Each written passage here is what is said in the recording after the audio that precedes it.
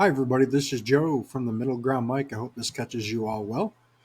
Just going to do some reviews on the draft here a little bit. We'll start off with one of the big hot topics with Shedeur Sanders. Shedeur Sanders, I'm sorry. Finally got drafted by the Browns in the fifth round.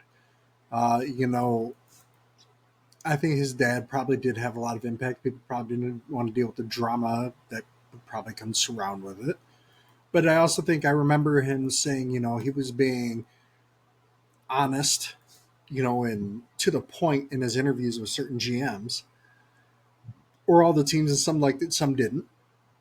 Imagine that situation. You might interpret that as a player or a person thinking, I know more than you, or my poop don't stink.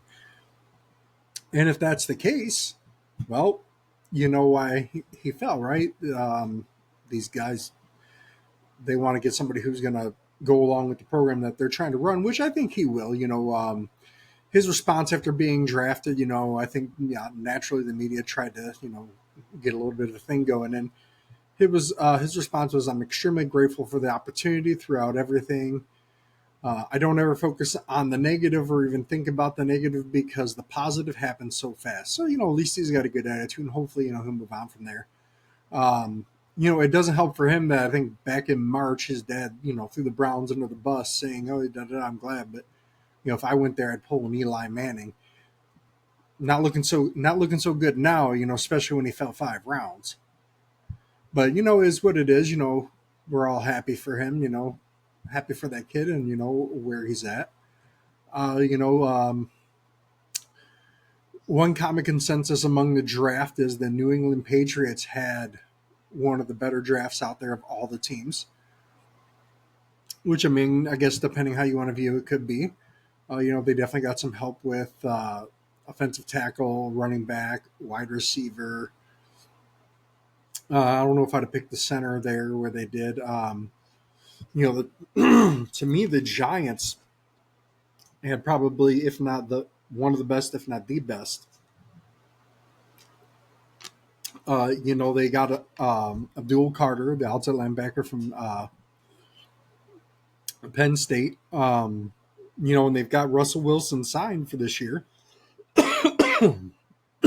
um, but they moved back up into the first round to get Jackson Dart, which hey, looks okay. You never know, but I mean that's still a pretty decent prospect to move up and get. So, if they can develop him behind Russell Wilson, give him a little time. Brian Dable did do a really good job with Josh Allen. Um, they could have set themselves up pretty well, and that's a situation that most teams would probably envy. So, kudos to them. They picked up Cam Scadabeo. He's apparently he's looking to be one of the fan favorites of that team.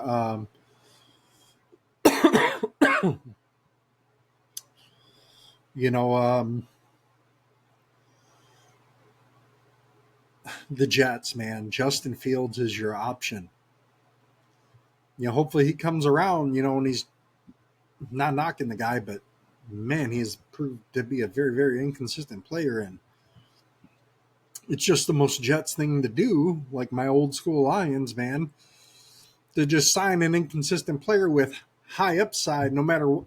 Come on, man. Like, go after a quarterback. You guys got Aaron Glenn. He's really good at developing players. I mean, he can't help in Detroit. Everybody was always hurt. He can't help that. Um, so let's give him a little bit of a break here. Uh, I just thought that was kind of weird, but is what it is. Good luck to them. Um, it's definitely surprised that the Steelers didn't pick up Shedeur Sanders because that's pretty much where everybody had him going. But like I said, I really do think that interview or the interviews where he pretty much stressed, I was honest. Well, when you come off like that, there's nothing wrong with being honest, but when you come off like that, it gives the impression that I know more than you. I don't got to listen to you. Things of those vibes, right? And it gives off a really bad vibe, especially to a lot of people who, hey, frankly, they're cutting your check. So that was kind of, but they, in traditional Steelers fashion, they went, defensive line first round. They got another linebacker. The Cowboys apparently they got a rank to B plus, but it's really hard to trust the Cowboys with anything until Jerry Jones isn't running it. The Eagles got B plus, which with their track records, you can't really complain. I mean, half time they draft people who you're like, who? But they turn out to help them win Super Bowls, so they've won 2 in however many years. So I can't knock it. They uh, ooh, 6th round could be Miles McCord. Could be a decent backup. I watched, I think, like one of his games. And they did add 3 offensive linemen, especially if it somehow comes back that they modify that tush push. You never know. They might need to shift something around to where they got more beef depending on the position. Of course, the Packers. Boo. I'm just kidding. They seem to have a good draft. In that one AI video I posted, I believe the AI rated the Packers draft first couple rounds as an A or A minus, which good for them. I mean, it's shocking they actually drafted a first round wide receiver. Another one that stuck out to me was, where did it go? I got it marked here. The Baltimore Ravens. Not Baltimore Ravens. I apologize. The New Orleans Saints. They. I thought for sure that they were going to go for a higher quarterback or something of that nature. Because a lot of their high end weapons are aging.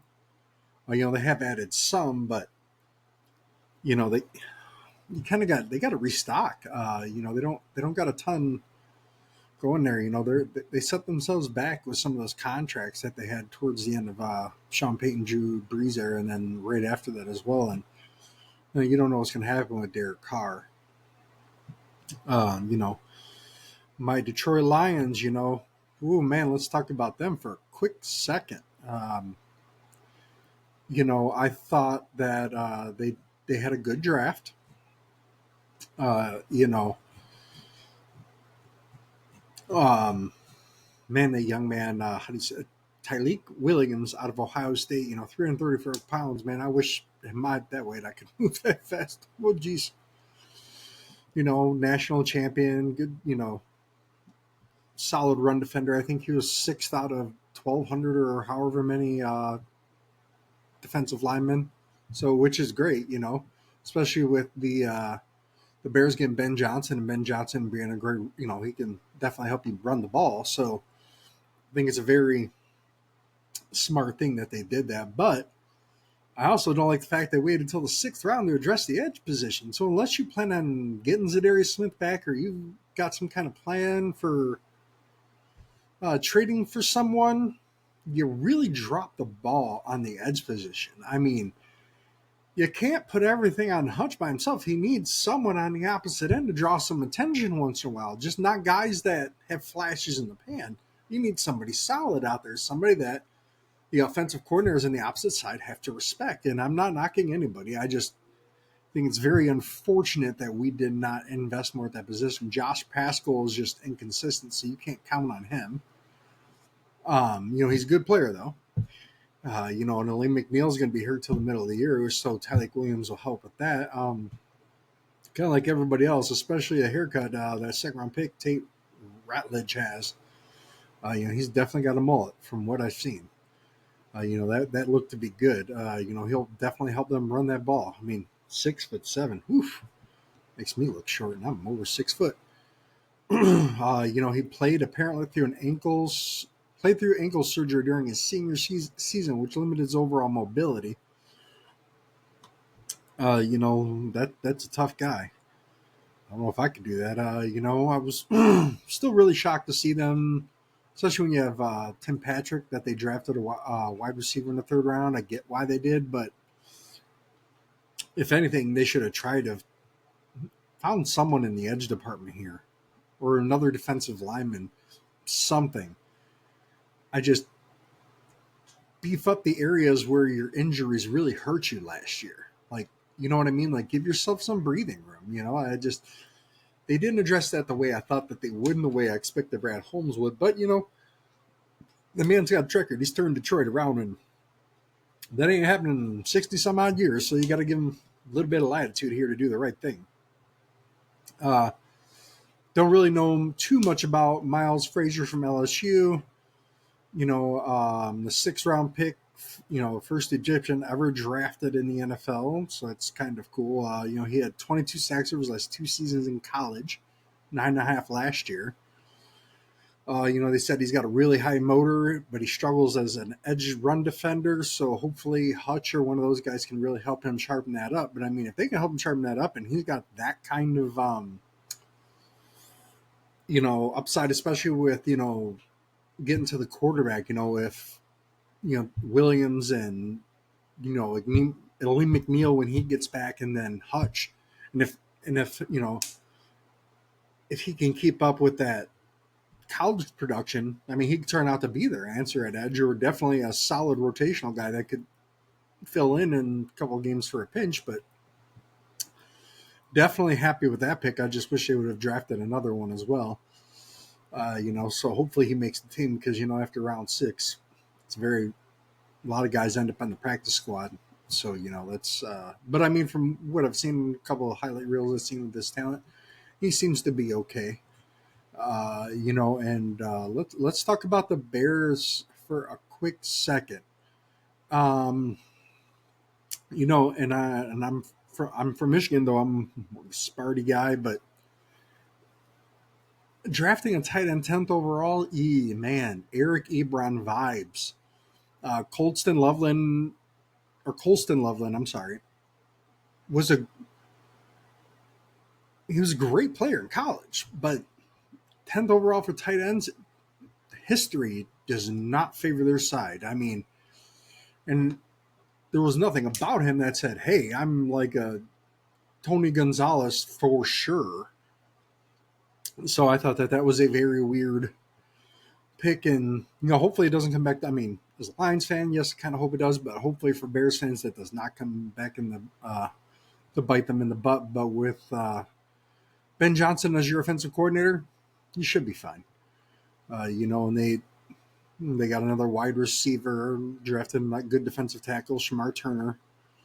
So you should be good there. Like I said, with Ben Johnson, you guys should be okay. I know they originally had that running back pegged to you, but he did not make it down to you, unfortunately. The Vikings, not sure what they were doing. That was kind of odd. Not sure what you were going after. I don't really know what you were going after there. I'm very confused. Maybe Vikings fans, let someone know. The Dolphins, same. Not sure what you guys were doing there. I mean, you got a good team, but that's more because you've got some good players that were signed. Most of your draft picks have not worked out recently. So, hopefully it does, for your fans. I mean, nobody wants to see their team lose, but man, I remember those years as a Lions fan. You just looked at it and you were like, you were hoping one of those players were going to turn out. Like every year, that's just what you were hoping, Nifty little Lions draft hat here. Sorry, I'm getting over a cold. Change of the weather. So, just kind of looking at that, I really like the Lions draft. I feel like that puts them in a good position to hopefully win the 3rd division title. I think that might be the first time in history for them. Might have happened in the 50s, but I don't know. Like I said, I wish we would have addressed the edge position a lot sooner. But you got to give Dan Campbell and Brad Holmes a little bit of Latitude, because they've proven that they can develop guys, and even guys that may not seem good, they somehow make them work out. So let's give them a little bit of latitude, and hopefully it works out. I'm sure coming up we'll have the schedule release and maybe get a little bit more of an idea. And obviously, even with the schedule release, that'll be a very early schedule pick. Because Lord knows what happens through training camp and trade and things of that nature. But we'll do it then. And I got the newer jersey that came out last year, Jared Goff. Even though I didn't renew my season tickets, I'm still going to go to several games this year. Matt and Earl, I promise I will still come to several games this year. But I just couldn't justify with every other expense I had going on to spend that kind of money on the tickets this year. And I felt that they definitely increased the price a little too much too fast for my liking. Definitely wasn't okay with that. Couldn't stomach it, but hey, it is what it is. They got a business to run. Still go to some games, still cheer them on, still buy the merchandise. They still got me there. So one way or another, get money from me. All right, comment below. Let me know what you think. Talk to you guys later.